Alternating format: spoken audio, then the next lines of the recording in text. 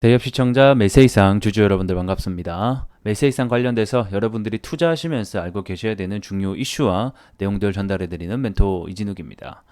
자, 오늘은 매세이상의 첫 번째 시간입니다. 이 회사가 어떤 회사인지 그리고 본래의 비즈니스 모델은 무엇인지 기업 개요와 매출 분석, 재무 분석을 함께 알아볼 겁니다.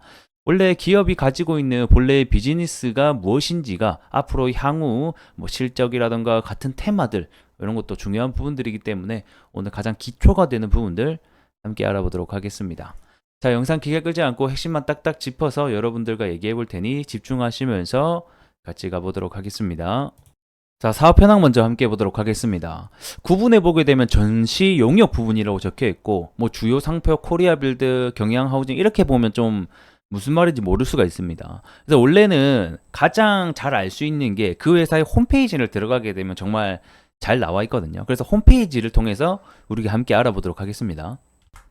자, 홈페이지 함께 보도록 하겠습니다. 자, 국내 1위 전시 주최사. 자, 이렇게 되어 있죠. B2B 전문 전시회, B2C 일반 전시회 이렇게 되어 있는데, 그러니까 이 회사는 한마디로 이 전시회 박람회 같은 거를 열어가지고 그 참가 업체로부터 참가비죠. 부수료를 받아서 매출을 내는 회사다. 이렇게 한마디로 정리할 수 있겠습니다. 그래서 아래로 쭉쭉 내려보게 되면 이런 부스라던가 그 다음에 여러 가지 이런 유아부터 그 유아죠. 유아부터 해서 인테리어 그 다음에 반려동물 등등 해서 이런 전시회를 열어가지고 기업들의 마케팅을 좀 대신 해주고 있는 회사가 아닌가 싶습니다. 그래서 이 전시회 사업은 이 기존의 경기 영향을 많이 받는 어떤 부분은 아닌 것 같아요. 왜냐하면 사실상 경기가 침체될 때도 이 회사들은 마케팅 수단으로 이 전시회를 사용하기도 하고요. 그 다음에 경기가 호황일 때도 마찬가지로 홍보하기 위해서 많이 사용하는 수단 중에 하나기도 하죠. 그래서 경기가 좋든 좋지 않든 크게 영향을 받지 않는 회사의 매출 구조가 될 것 같고, 하지만 특이한 부분들은 있긴 있어요. 그게 뭐냐면 코로나 같은 특이한 상황도 있잖아요. 바이러스가 퍼져서 사람들이 밖으로 나올 수가 없을 때, 밀폐된 공간으로 갈 수 없을 때, 그럴 때 가장 악영향을 많이 받는 것 중에 어떻게 보면 전시회라던가 행사, 축제 이런 것들이죠. 그런 가장 영향을 받기 때문에 이 회사가 2019년 그때 당시에도 코로나 터졌을 때도 굉장히 크게 감소했던, 거의 매출을 내지 못했던 회사였던 것 중에 하나로 알고 있습니다. 그래서 그런 부분에서는 우리가 리스크적인 부분을 생각을 해봐야 되겠고, 그런 게 아니다라고 하면 사실상 전시회 부분으로 매출을 내고 있는 회사구나라고 보시면 좋을 것 같습니다. 그래서 전시 용역 부분을 보게 되면 건축 인테리어 코리아 빌드 경영 하우징 페어 이런 식으로 있죠. 이게 그 전시회 이름이라고 보시면 됩니다. 그래서 이런 식으로 코리아 빌드 위크라고 해서 24년 7월 30일부터 8월 30일까지 코엑스에서 열린다. 그래서 이러한 이름을 두고 매출을 내고 있다라고 보시면 좋을 것 같고, 관심 있는 분들은 이때 기간에 맞춰서 한번 방문해 보시는 것도 좋을 것 같습니다. 그래서 이렇게 전문적으로 건축이면 건축만 또 따로 하고, 유아면 또 유아면 따로 하고, 반려면 반려만 또 따로 하는 이런 식으로 통해서 매출을 내고 있는 회사구나라고 정리하도록 하겠습니다. 자, 그리고 매출 구조 함께 보도록 하겠습니다. 자, 재무제표를 보게 되면 외형 성장도 일어났고요. 그 다음에 영업이익도 30% 둘 다 좀 성장을 한 모습을 볼 수가 있습니다.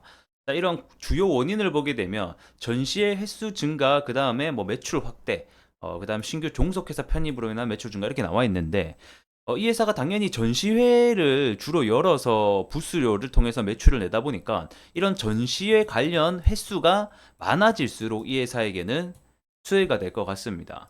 그래서 24년도 올해도 여러 가지 전시회가 개최 예정에 있죠. 특히 볼 수 있는 게 9월 달에 이 국내 최대 대한민국 또 국제 방위 산업 전시회가 또 예정이 되어 있고요.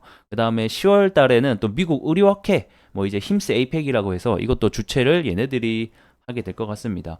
그리고 올해 초에 또 신설된 자회사가 있거든요. 이 빌드만이라고 해서 이 회사를 통해서 또 기존의 설치 영역뿐만 아니라 기타 서비스까지 해서 사업 역량을 계속해서 확장을 하면서 경쟁력을 확대할 또 계획이라고 하기도 합니다.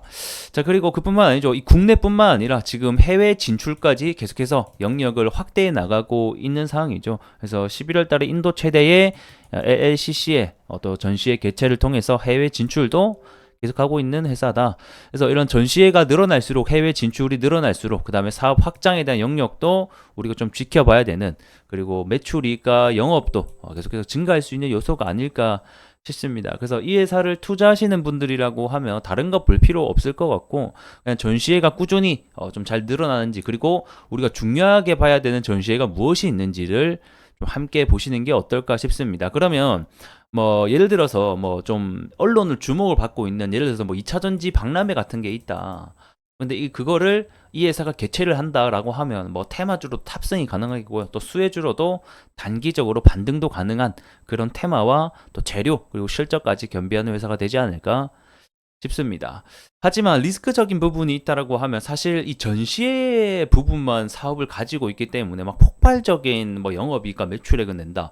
그리고 뭐 사람들의 기대감을 가지고 매수세를 불러일으킨다라고 하기에는 조금 무리가 있지 않나. 아무래도 이 주식이라는 것은 어떤 기대감과 꿈, 또 이런 것들이 있어야 되는데, 그런 부분에 있어서는 사실 단순히 전시회 사업 이렇게만 한다라고 하면 뭔가 조금 좀 애매한 부분들이 있지 않나. 이게 좀 생각이 듭니다. 그래서 오늘은 여기서 좀 마무리해 보도록 하겠고요. 전 또 다음 시간에 더 나은 내용으로 여러분들에게 찾아뵙도록 하겠습니다. 고맙습니다.